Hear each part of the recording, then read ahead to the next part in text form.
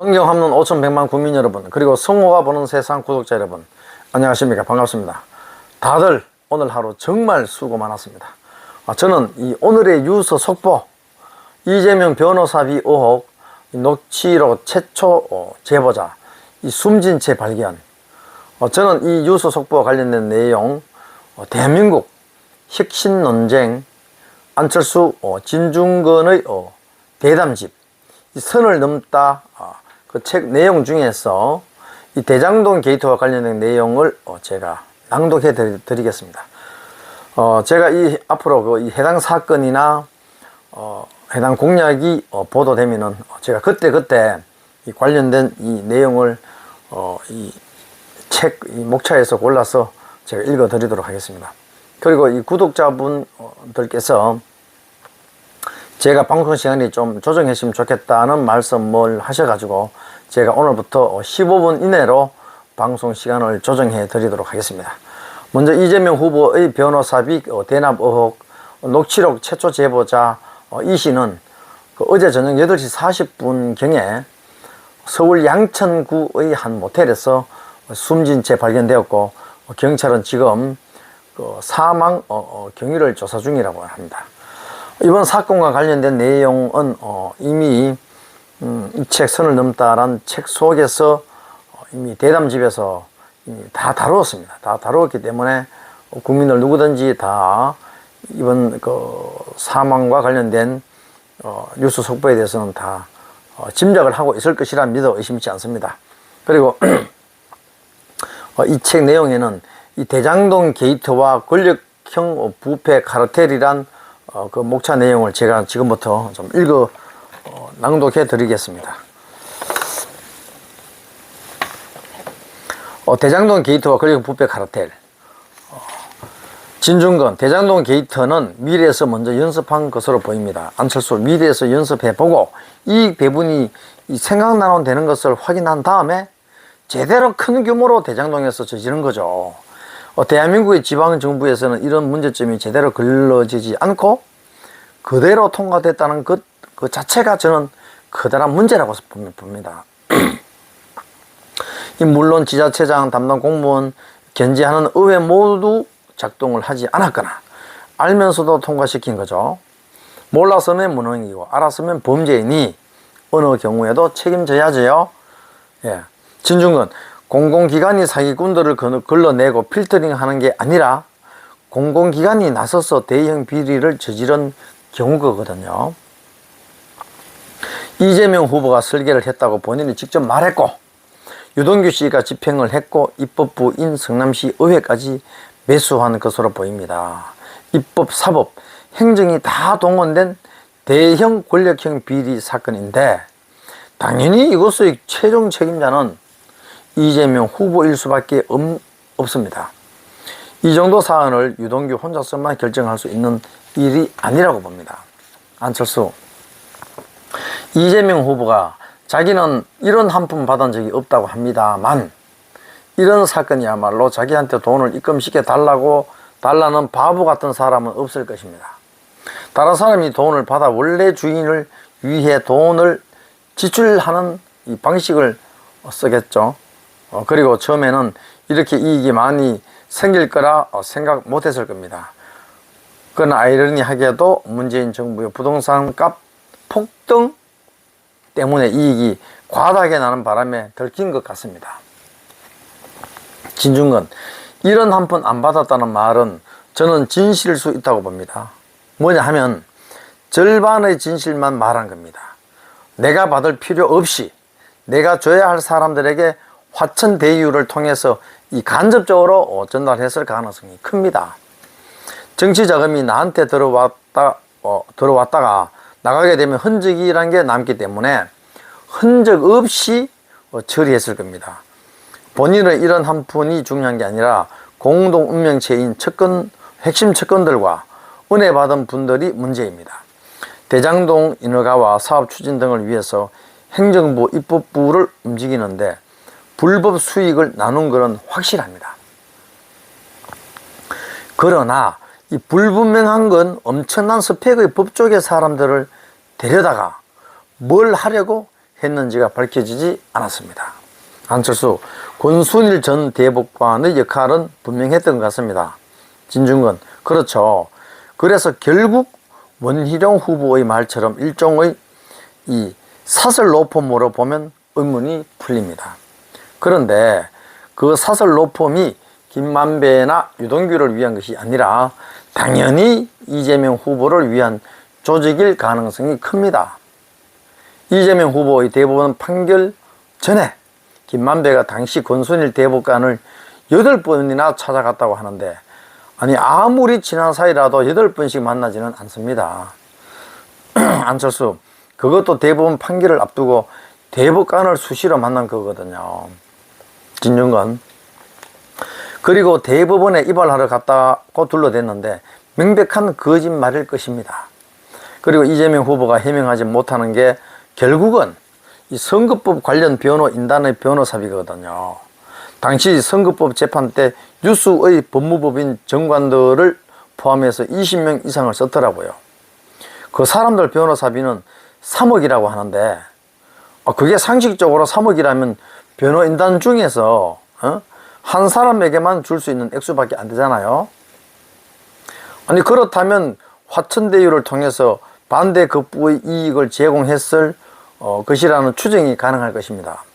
예를 들어 관련 가족들에게 아파트를 분양해 주거나 아니면 우회적인 방식으로 돈을 갔을 거라고 보는 게 가장 합리적일 것입니다. 안철수, 그리고 불법 수익에 있어서 기득권 거대 양당이 모두 관련된 사실 또한 드러난 것 아니겠어요? 그러니까 잘 모르는 사람들은 약간 헷갈릴 수도 있지만 2012년까지는 국민의힘 계열에서 했고 2012년 이후에는 이재명 후보 측 세력들이 불법 수익을 얻은 것입니다. 그런데 이재명 후보는 2012년까지의 문제만 거론하면서 국민의힘 게이트라고 계속 주장하는 것이죠. 겉으로는 정치적으로 싸우는 것 같지만 밀실에서는 서로 손을 잡고 불법 이익을 공유하는 뿌리 깊은 부패 카르텔의 일각이 드러난 것 같습니다. 진중권, 돈 앞에서는 당적이 없다는 것을 보여주는 게 성남시 의회 의장의 모습을 보면 알 수가 있습니다. 원래는 새누리당 소속이었지만 당의 입장을 거역하면서 민주당 측 입장을 지원하고 이번 사건까지 연루된 것입니다. 그러나 이재명 후보 측에서는 자꾸 국민의힘 게이트라고 프레임을 짜는데 국민들 입장에서 볼 때 거대 양당 모두 도둑놈이라고 인식하는 것 같습니다. 이단 게이트다 저단 게이트라고 하는 게 의미가 없을 뿐더러 곽상도 의원이 돈을 받은 건 사실이지만 이 문제는 진짜 큰 판돈인 4천억에서 8천억 중에서 일부 광값만 그 정도만 받은 셈이죠. 받은 셈입니다. 생각하고 안철수, 그런데 이재명 후보가 형님을 정신병자 취급했네요. 오히려 형님이라는 분이 사람 보는 눈이 있으셨네요. 진중권, 이재명 후보의 형님이 회계사잖아요. 유동규 같은 사람을 쓰지 말라는 주장을 한 형님을 정신병원에 보낸 것 같습니다. 성남시민 이 김사랑 씨까지 정신병원에 넣게 됩니다.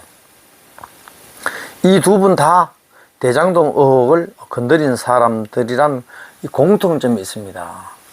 오늘도 이 관련된 사람이 오늘 뉴스 속보 사망했죠. 이렇게 진실을 정말 조폭처럼 땅에 묻어버릴 수 있는 사람이라는 게 이번 대장동 게이트로 다 드러난 것입니다. 참 무섭더라고요.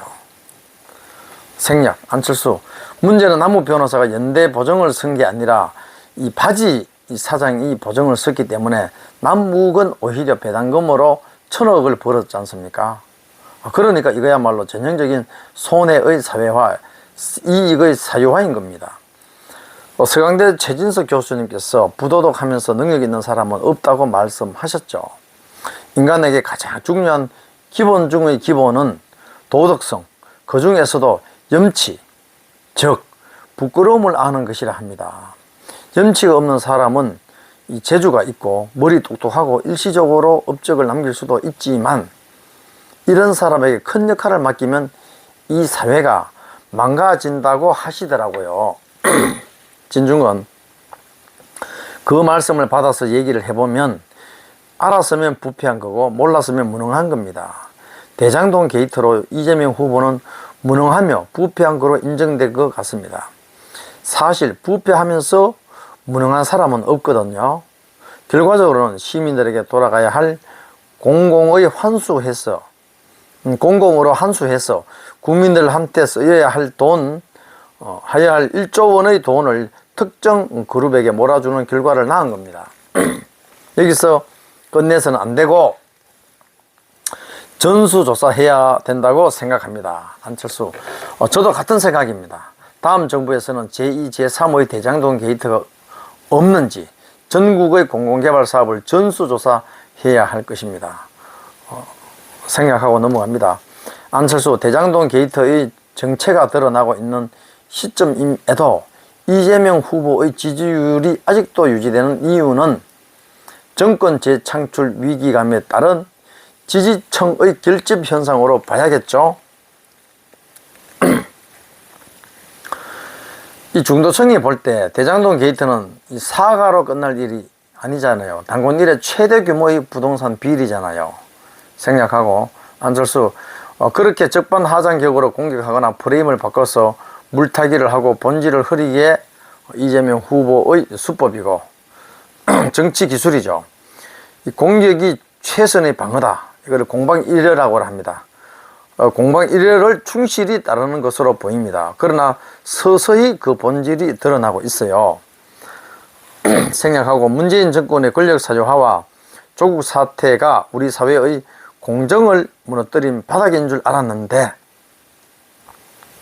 이 대장동 게이트로 더 심각한 부패성이 드러나고 있습니다. 생략하고 넘어갑니다. 안철수, 지금 상황은 윤석열 후보 본인이 정확하게 해명하는 수밖에 없겠어요. 다른 방법이 없는 것 같아요. 그리고 저는 이번 선거부터라도 다른 선진국들처럼 후보자의 인터그리티, 사람다운 사람, 온전함, 도덕성이 가장 중요한 덕목이 되어야 한다고 생각해요. 사람으로서의 온전함이 없는 사람은 국가 지도자가 될 자격도 없고 되어서도 안 되죠. 부도덕하지만 일을 잘한다는 평가 자체가 모순이에요. 부도덕한 사람이 큰 일을 맡으면 일 잘하는 능력을 자기와 자기 편을 위해서 쓰게 되니 일반 국민들은 가장 큰 피해자가 되는 것 아니겠어요? 진중권, 최근에 안철수 대표에 대한 재평가가 이루어지고 있습니다. 지나고 나니까 안철수가 정말 정상이었던 것 같아. 그 세대 사람들 중에서 그래도 그렇게 멀쩡한 사람도 없었다. 이런 이야기가 나오더라고요. 어제 페이스북 보니까 그러니까 그 586 세대 정치인들이 엄청나게 많은 욕을 먹잖아요. 안철수, 586 세대 중에서 극히 일부인 정치권에 있는 운동권 출신 586들이 586 세대 전체의 명예에 먹칠을 했어요.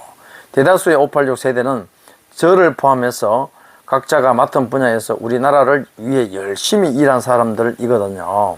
진중권, 운동권 출신 정치인들이 문제죠. 게다가 운동권 주변에 있는 사람들이 아직도 이재명 후보를 옹호하고 나서는 거예요. 이 헨리 조지 막 이야기하면서도 이재명 후보를 옹호하는 인지 부조화 같아요. 사실 시민단체들도 지식인 사회도 자기들만의 이권 공동체가 돼서 그걸 수호하느라 바쁜 것 같습니다. 그러면서 정의를 위한 것이고 평등을 위한 것이라는 이상한 허위의식에 휩싸여 있는 것 같아요. 예, 이렇게 오늘은 제가 방송을 마치도록 하겠습니다. 시간 관계상 행복한 시간, 편안한 밤 되십시오.